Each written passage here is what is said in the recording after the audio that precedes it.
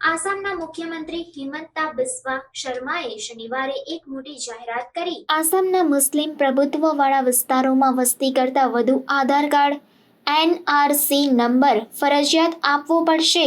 CMએ જાહેરાત કરી છે. આસામના મુખ્યમંત્રી હિમંતા બિસ્વા શર્માએ શનિવારે એક મોટી જાહેરાત કરી છે. તેમણે કહ્યું છે કે કેટલાક જિલ્લાઓમાં લોકોએ આધાર કાર્ડ બનાવવા માટે NRC નંબર આપવો પડશે. વાસ્તવમાં આસામમાં ગેરકાયદે ઘૂસણખોરીનો મામલો લાંબા સમયથી ચાલી રહ્યો છે. પાડોશી દેશ બાંગ્લાદેશમાં તાજેતરના બળવાને કારણે ઘૂસણખોરીની સંખ્યા પહેલા કરતાં પણ વધી ગઈ છે. રાજ્ય સરકાર પણ આના પર સતત નજર રાખી રહી છે. આ દરમિયાન CM হিমন্তাই জাহিরাত কৰি হতি.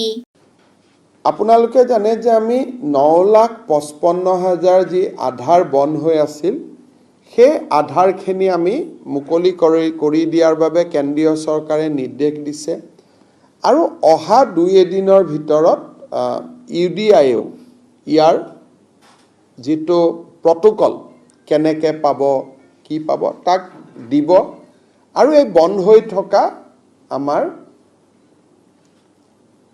আবেদনকাৰীসকলে আধাৰ পোৱা আৰম্ভ কৰিব. মই ভাবো যে সেপ্টেম্বৰৰ ভিতৰতে তেওঁলোকে আধাৰ পাব.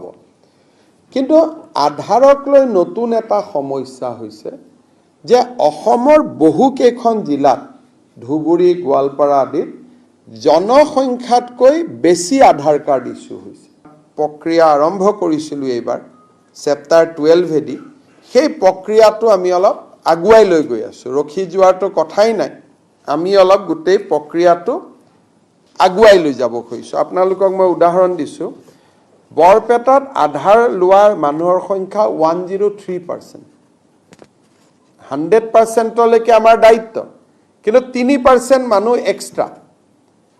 ধুবুৰীত 103, মৰিগাঁৱত 101, নগাঁৱত 101. ফিজিকেল টাৰ্গেটতকৈ বেছি মানুহে আধাৰ লৈছে. বৰপেটাত 103.74 পাব লাগে 100%, পাইছে 103.74. ধুবুৰীত 103.48, মৰিগাঁৱত 101.74, নগাঁৱত 100.68. টাৰ্গেট হ'ল 100%.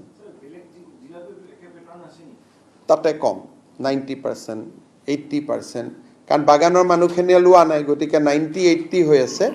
এইকেইখন জিলাত প্ৰজেক্টেড পপুলেশ্যনতকৈ বেছি আধাৰ পাইছে.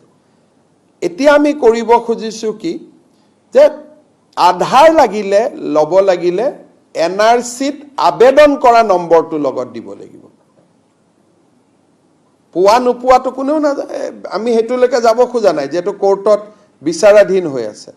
কিন্তু এটলিষ্ট মই যে আবেদন কৰিছিলোঁ সেই প্ৰমাণটো দিব লাগিব.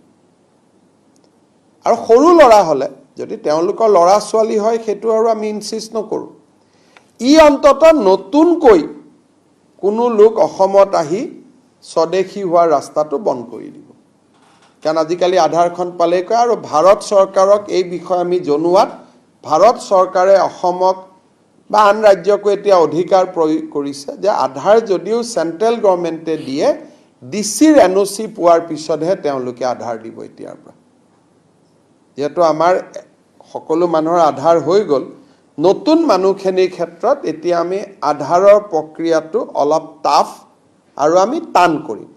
কিন্তু কনফিউজ হ'ব নালাগে. যি 9 লাখ বন্ধ হৈ আছে তেওঁলোকে পাই যাব. এইখিনি আমি নতুনৰ ক্ষেত্ৰত কৈছোঁ. ইয়াৰ ফলত অসমত অন্ততঃ নতুন বিদেশী নাগৰিক অহাৰ ৰাস্তাটো বন্ধ হৈ যাব.